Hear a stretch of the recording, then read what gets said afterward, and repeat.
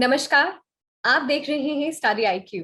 मैं हूं दिव्यांशी और आज मेरे साथ इस इंटरव्यू सेशन में जुड़ी हैं दार्जिलिंग से पेमा भूटिया जी, जिन्होंने वेस्ट बंगाल जुडिशियल सर्विसेज में रैंक 22 हासिल किया है अपनी सेकेंड अटेम्प्ट में। स्वागत है पेमा जी आपका स्टडी आईक्यू पे और ढेर सारी बधाइयां। Thank you so much. First of all, I would like to give my heartiest thank you to the entire Study IQ team because you guys have been a very best part of my preparation for not just for judiciary but also for my UGC net. So it's an honor to be here today. So thank you so much for having me. It's our pleasure, absolutely our pleasure to have you. थोड़ा सा अपने बारे में बताएं. Deeper we get into the preparation strategy, we would like to know a little bit about yourself.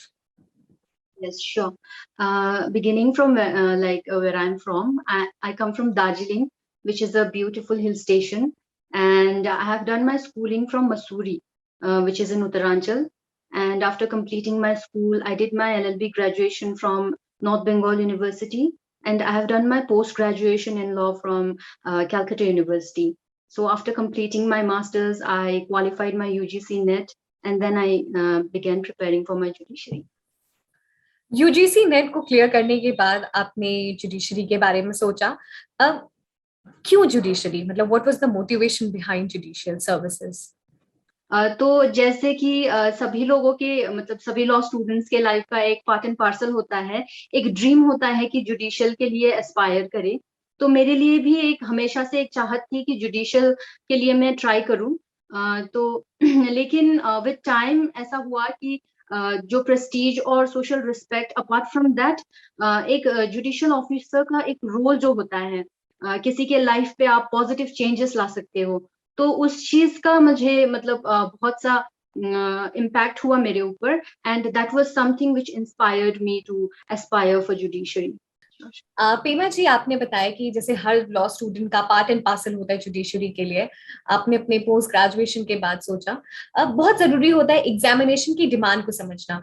तो judiciary examination की बात करें, what is the demand of the examination? The demand, we obviously know, along with the social respect and prestige, a great responsibility comes forth. और उस responsibility को निभाने के लिए ये जरूरी है कि आपके अंदर वो क्वालिटी हो एक हार्ड वर्किंग व्यक्ति का. तो आई थिंक जुडिशरी सबसे पहले तो आपसे एक रिस्पॉन्सिबल ह्यूमन बीइंग होना वो डिमांड करता है. एक responsible human being is very important to be. आप किसी भी एग्जामिनेशन के लिए जाएं, और जुडिशरी में तो खास तौर से, because we have the most respect for judiciary in the system. Definitely. अगर हम स्ट्रैटेजी की बात करें वेस्ट बंगाल जुडिशियल सर्विसेज की, किस तरीके से आपने वो स्ट्रैटेजी अपने लिए बनाई? तो जैसे कि हमें पता है कि ये 3 टायर में डिवाइडेड होता है ये एग्जामिनेशन. तो मेरे लिए शुरू से ही मतलब ऐसा कुछ नहीं था कि पहले मैं प्रिलिमिनरी का प्रिपरेशन करूंगी फिर उसके बाद मेंस. तो मेरे लिए मेन फोकस था कि मैं मेंस का ही प्रिपरेशन करूं. और अगर देखा जाए तो सब्जेक्ट जैसे डिवाइडेड है प्रीलिम्स के लिए अलग से और मेंस के लिए. तो अगर आपका प्रिपरेशन मेंस के लिए स्ट्रांग हो तो 70% से ज्यादा तो आपका इनफैक्ट प्रिलिमिनरी एग्जाम का प्रिपरेशन हो ही जाता है. तो मेरी शुरुआत ही मेंस प्रिपरेशन से किया था.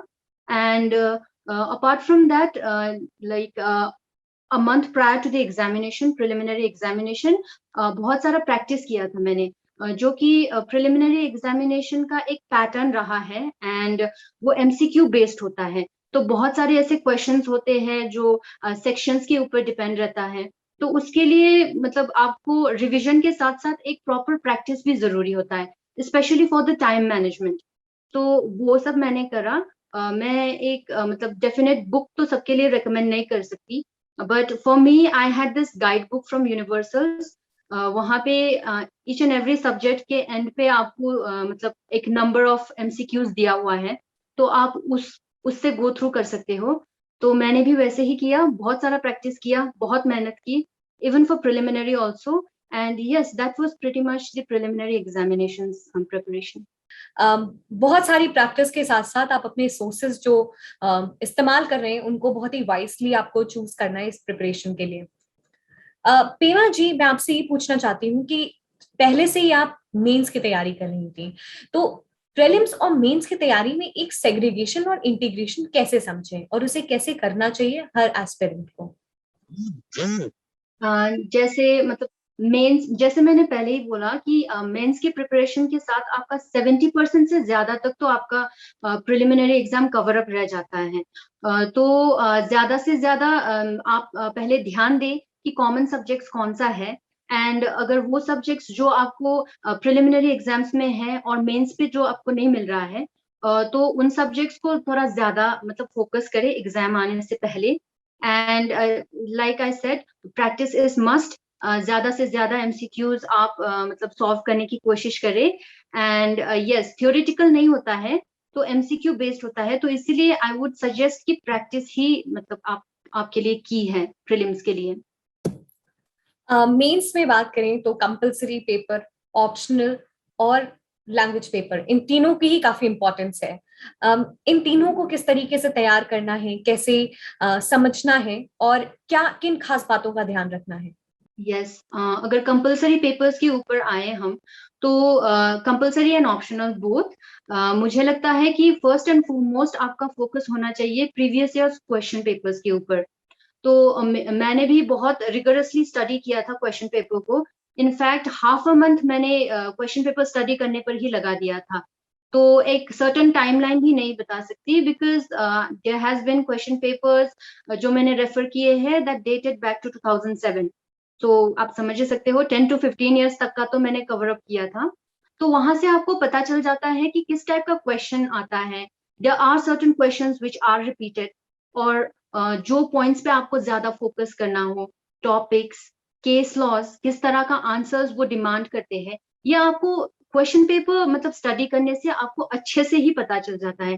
तो आई से कि question paper is the key. And regarding your optional paper, I think you should very wisely choose your optional papers, क्योंकि 100 मार्क्स ईच करके मतलब आपका पेपर रहता है। तो आप वही सब्जेक्ट्स चूज करें जिसके साथ आप कंफर्टेबल हो, जो आपको समझ में आता हो, क्योंकि रिवीजन के लिए बहुत ही कम टाइम मिलता है, बहुत ही रिगरस एग्जामिनेशन होता है। तो यस, आई वुड सजेस्ट कि choose your subjects very wisely regarding the choice of the subjects. And books thoroughly पढ़े। एंड आईड से कि बैरैक जो है उसको आप बेस्ट फ्रेंड बनाइए। बैरैक पढ़ना बहुत ही इंपॉर्टेंट है। इलास्ट्रेशंस को समझे। फर्स्ट में हो सकता है कि कईयों को प्रॉब्लम हो कि बैरैक लैंग्वेज समझ में प्रॉब्लम हो, तो अगर आप स्लोली उसका रीडिंग करें तो ग्रिप अच्छे से मिल जाता है। एंड अनदर पॉइंट इज कि सेक्शंस को लेके कई लोगों का सवाल रहता है कि मतलब सेक्शंस इंपॉर्टेंट है, सेक्शंस रटना पड़ेगा एंड ऑल। तो जैसे आप पढ़ते जाते हो, जैसे आप बुक्स पढ़ते जाते हो, बैरैक को गो थ्रू करते हो, तो sections are something which imbibes in you, it comes to you automatically. तो मुझे ऐसा कुछ सेपरेटली मतलब मगअप ऐसा कुछ करना नहीं पड़ा था। जैसे मैं पढ़ते जा रही थी सेक्शंस अपने आप ही आ रहे थे। तो बस revision is the key. And जब कभी भी आप बुक्स पढ़ रहे हो, किसी भी चैप्टर से गो थ्रू कर रहे हो, तो be very careful and please make a proper synopsis और समरी अलग से। जैसे मैं करती थी अपने डिफरेंट सब्जेक्ट्स के लिए, मैं अपना डिफरेंट नोटबुक्स रखती थी और उसके ऊपर नोट्स, सब नोट्स, फिर अपने खुद के हिसाब से माइंड मैपिंग का थोड़ा सा टेक्निक मैंने अप्लाई किया, जिसको मतलब रिवीजन में मुझे बहुत ही हेल्पफुल रहा है। तो that is something you should pay notice to. आपने अभी बात की कि बैरैक्स को अपना बेस्ट फ्रेंड बनाना है, प्रॉपरली इलस्ट्रेशंस पढ़ने हैं। बैरैक अपने आप में एक काफी लेंदी चीज है। कैसे बैरैक को पढ़ना चाहिए एग्जामिनेशन के पॉइंट ऑफ व्यू से? जी, जैसे मैंने पहले कहा कि फर्स्ट आपका फोकस होना चाहिए क्वेश्चन पेपर्स पे, क्योंकि वहीं से ही आपको पता चलता है कि किस साइड पे आपको ज्यादा फोकस करना है और कहाँ से क्वेश्चंस ज्यादा आते हैं। पहली बात तो वहां से पता चलती है। And secondly, you know, you should learn to distinguish between the important sections and unimportant sections. किसी एक टॉपिक के ऊपर certain number of sections divided रहते हैं, तो उसको लिमिटेड रखना सीखे। एंड जो इम्पोर्टेंट है, जो पैनल प्रोविजंस होते हैं एंड जो इंट्रोडक्टरी प्रोविजंस होते हैं, उस पर ज्यादा ध्यान दे। और जो अनइम्पोर्टेंट सेक्शंस रह जाते हैं, it is okay if you leave that. Yes, since it can become very lengthy. तो यस। पेमा, लैंग्वेज पेपर की बात करते हैं। आपने हिंदी चूज किया था। लैंग्वेज पेपर बहुत जरूरी होता है, लेकिन कहीं ना कहीं इसे नेग्लेक्ट हो जाता है जो आपकी कंपलसरी और ऑप्शनल पेपर्स के पेपर्स होते हैं, बट स्कोरिंग ये काफी होते हैं। तो कैसे आपने पढ़ाई की थी लैंग्वेज पेपर के लिए? तो अगर लैंग्वेज पेपर के बारे में बताया जाए तो फर्स्ट ऑफ ऑल बहुत गैप रह जाता है ड्यूरिंग आवर कॉलेज आवर्स, जो स्कूल से छूट गया होता है। तो बीच में प्रैक्टिस, राइटिंग प्रैक्टिस, इसका मतलब बहुत छूट गया होता है। तो इसको लेकर मुझे बहुत ही प्रॉब्लम फेस किया था मैंने, क्योंकि मुझे पता था कि मेरा वीक लिंक ये है। तो इसीलिए मैंने क्या ट्राई किया कि every day, if not every day, every alternative day, I made sure to give certain hours for writing in my language. तो हिंदी को लेकर मैंने कुछ ऐसा ही किया। मैंने बहुत सारा राइटिंग प्रैक्टिस किया है एंड आर्टिकल्स सुने हैं यूट्यूब चैनल्स पे, जो करंट अफेयर्स रहते हैं या फिर रिसेंट इवेंट्स के ऊपर रहते हैं जो हिंदी में हो, और वहां से कुछ हो गया हो कि इम्पोर्टेंट वर्ड्स जो मेरे ऐसे कंटेंट के लिए हेल्पफुल रहा हो, उन्हें निकाल के मैं अपने एक सेपरेट बुक पे लिखती थी एंड उसका स्पेलिंग प्रैक्टिस करना, वो सब मैं रेगुलरली करती थी। एंड अपार्ट फ्रॉम दैट हम लोगों का ट्रांसलेशन वगैरह होता है, मतलब उस सेक्शन का भी, तो उसका भी मैंने प्रैक्टिस किया है। एंड उसको छोड़कर ऐसे का, जैसे मैंने बताया कि मैं ऑडियो आर्टिकल्स रेफर करती थी एंड वहां से कंटेंट थोड़ा सा मिल जाता था। फिर एक बुक खरीदा था। जैसे ऑनलाइन से आप कुछ भी बुक खरीद सकते हो जो आपके लिए कन्वीनियंट हो, आपके मतलब हिसाब से। तो मैंने एक सिंप्लीफाइड हिंदी, सामान्य हिंदी के ऊपर एक बुक खरीदा था। तो उसके अंदर से मैंने लेटर राइटिंग के फॉर्मेट्स बहुत सारे सीखे हैं, since it is also very important. तो official letter writing, formal, informal, इन सब का फॉर्मेट, और सैल्यूटेशन, किस साइड पे थैंक यू लिखना है, उस साइड, उन चीजों पर मैंने बहुत फोकस किया। Yes. That's lovely to know. और जिस तरीके से आपने अपने लैंग्वेज पेपर की तैयारी की, वीडियो देखा, ऑडियो आर्टिकल सुने, वो शायद बहुत हेल्पफुल होगा। और किसी ने शायद सोचते होंगे बट प्रॉपरली अपनी तैयारी में इनकलकेट नहीं कर पाते होंगे, आपने किया। और जो भी व्यूअर्स हैं वेस्ट बंगाल जुडिशियल सर्विसेज के, ये आपको भी काफी काम आएंगी। आंसर राइटिंग की बात करें तो बहुत बहुत अहम, सबसे अहम हिस्सा है। आपने आंसर राइटिंग की तैयारी कब से की? शुरुआत से ही की या फिर सिलेबस एक बार खत्म होने के बाद आपने किया? आंसर राइटिंग के लिए ऐसा नहीं था कि मैंने कुछ सेपरेट सा प्रिपरेशन रखा हो। जैसे जैसे मैं अपना रीडिंग्स करती थी, जैसे जैसे मैं अपने सब्जेक्ट से गो थ्रू करती थी, तो आफ्टर फिनिशिंग एवरी टॉपिक और subject I use to write on that on my own words.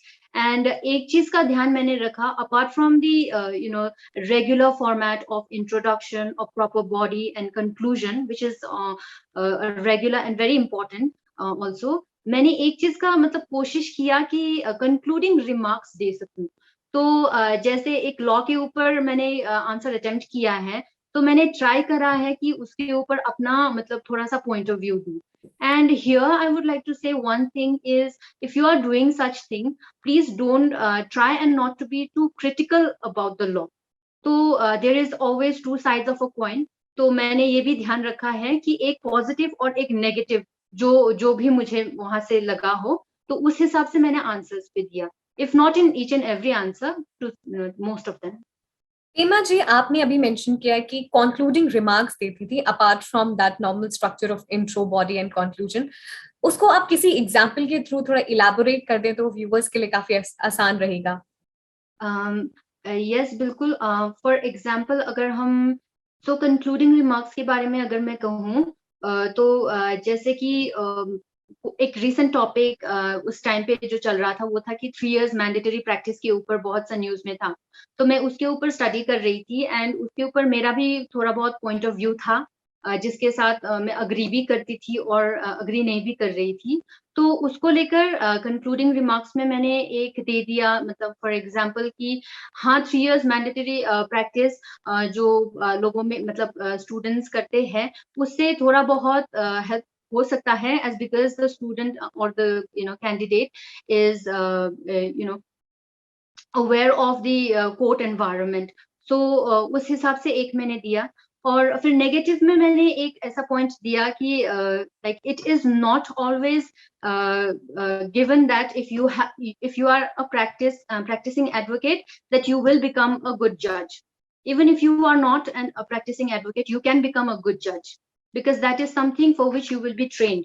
So that is something I'd like to say. Example. ये आपका सेकेंड अटेम्प्ट था वेस्ट बंगाल जुडिशियल सर्विसेज में. पहले attempt और सेकेंड सक्सेसफुल अटेम्प्ट में क्या critical points, क्या differences आपने अपने प्रिपरेशन स्ट्रैटेजी में इनकलकेट किए which made you successful today? First thing is that for me it was the neglection that I did. The last minute preparation was something that didn't work for me. So वहां से मुझे ये पता चला कि this service, it is a very prestigious service, and also it demands hard work from you. तो वो मुझे पता चला, जो मेरे फर्स्ट अटेम्प्ट पे मैंने नेग्लेक्ट किया था, वो बहुत बड़ी भूल थी. तो सेकेंड प्रिपरेशन, इसको ध्यान रखते हुए मैंने बहुत ही 2019 से ही मैं प्रिपरेशन कर रही थी. तो उसी टाइम से ही मैं थोड़ा थोड़ा करके प्रिपरेशन कर रही थी. And yes, that is something I learned a lot, that you have to work it, you have to earn it. Pema ji, how Study IQ has been part of your journey? So yes, like I said, from the very beginning, Study IQ has been a very important part of my judicial preparation and also for UGC NET preparation. तो मेरा current affairs, CAGK, reasoning, मैंने पूरा Study IQ के channel से पढ़ा है. And जब कभी भी मैंने पढ़ा है, I have made sure to keep a separate note of the same. तो डेली कंटेंट्स मिलता था मुझे करंट अफेयर्स के ऊपर. तो it saved a lot of time. I did not have to go through newspapers because I used to get it from the channel itself. So yes, it has helped me a lot. Thank you so much, Pema ji. We believe that it's our absolute pleasure कि हम आपकी success story का हिस्सा बन सकें. Would you like to give some message to the aspirants preparing for judiciary?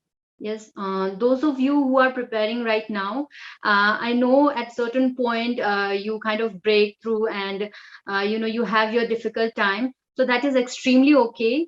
It only makes you stronger. So keep working hard, have faith in yourself, believe in yourself, and you should always go for the moon.